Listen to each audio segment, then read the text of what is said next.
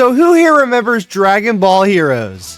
Where the is everybody? If you're a hardcore fan of the Dragon Ball series, you definitely at least heard about Dragon Ball Heroes, the Japan-exclusive gacha card game that legit throws canon out the window and lets an overpowered fusion of the main characters turn into a giant monkey. And this series was rather huge for being a simple arcade game, as Bandai put a lot of money and resources into making this game a huge hit. Stuff like manga, action figures, and obviously an anime adaptation. Yeah, the moral arc from Dragon Ball Super can wait. We need to showcase Beerus and his son first. It's clear that Bandai poured a lot of money into this series, but something looks a little off. The models in Super Dragon Ball Heroes World Mission looks like they were ripped straight out of the Budokai series. You know, the 2.5D fighting game classic from the PS2 and GameCube. Why is that? Well, let's head back all the way to the year 2005, a year after the legendary video game Dragon Ball Z Budokai 3 released. Video game companies Dimps and Pyramid released Data Carddass Dragon Ball Z, the first of many Dragon Ball arcade card-based fighting games. And even though Budokai 3 was out at the time, this version of the arcade series was based on the less successful Budokai 2, as well as that, at the time of this recording, no gameplay from Data Carddass has surfaced. The first game in the series with surface gameplay spans 3 years later with W Bakuritsu Impact, where you can actually find some cool trailers and video feed footage of essentially the game that precedes Dragon Ball Heroes. I wonder what that kid's doing nowadays. What I find really interesting about this game is that there's a whole slew of content that they added into the arcade game over Budokai 3, such as special animations, brand new characters, essentially the blueprints of Dragon Ball Heroes.